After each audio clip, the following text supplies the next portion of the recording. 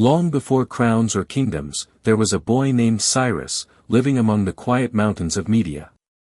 He was not born in a palace, but beneath the wide open sky, among shepherds, herds, and the endless winds of the Persian highlands.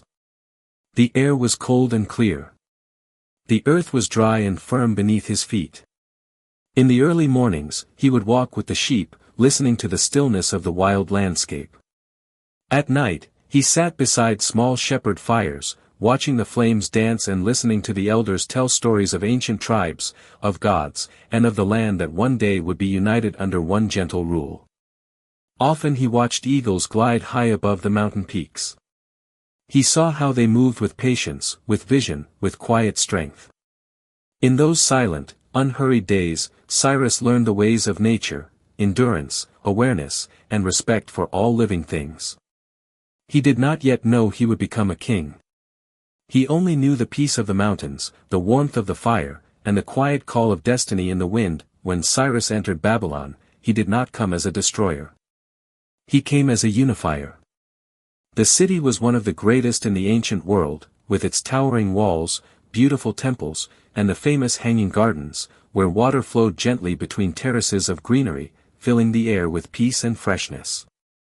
Cyrus respected the gods of Babylon. He respected the people, their customs, and their traditions. He did not wish to break their world, but to lift it up and weave it into something larger, safer, and more peaceful. One of the most famous and beloved stories of Cyrus is his liberation of the Jewish people from exile. For many years, they had been displaced from their homeland, forbidden from returning to rebuild their temple. When Cyrus took Babylon, he issued a decree allowing them to return, to rebuild, and to worship freely. This act was not one of power, but of mercy. It showed that his strength existed not to crush, but to protect. Another famous story is told in the Cyrus Cylinder, an ancient clay artifact that many call the first declaration of human rights.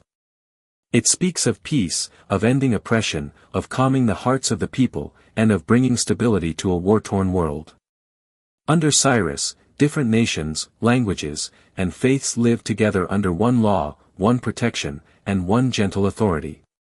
This was his true greatness, not conquest, but kindness. Though Cyrus ruled over millions of people and vast lands, he lived simply, with clarity and peace.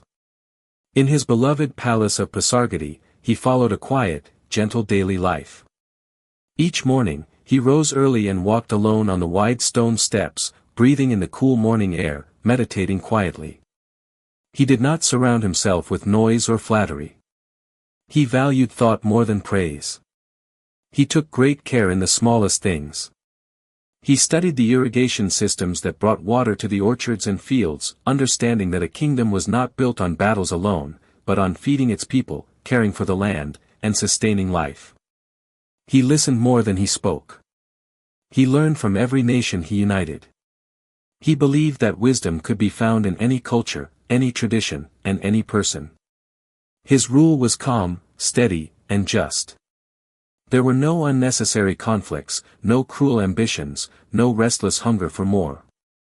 He had reached the height of power, yet remained humble, grounded, and at peace. In the end, all earthly things returned to silence. Cyrus the Great passed away gently, leaving behind a civilization built on justice, unity, and mercy. His tomb stands in Pasargadae, simple, solid, and beautiful, made of quiet stone that has stood for thousands of years. No gold. No overwhelming statues. No loud glory. Only a calm, lasting resting place, surrounded by the wind and the stars. The narration repeats softly, gently, like a prayer. I am Cyrus, king of Persia. I am Cyrus, king of Persia. I am Cyrus, king of Persia. The voice grows softer, lighter, and fades slowly. The words dissolve into the wind moves across the ancient stones, the sky turns dark, the stars shine peacefully. All is still, all is calm, all is at rest.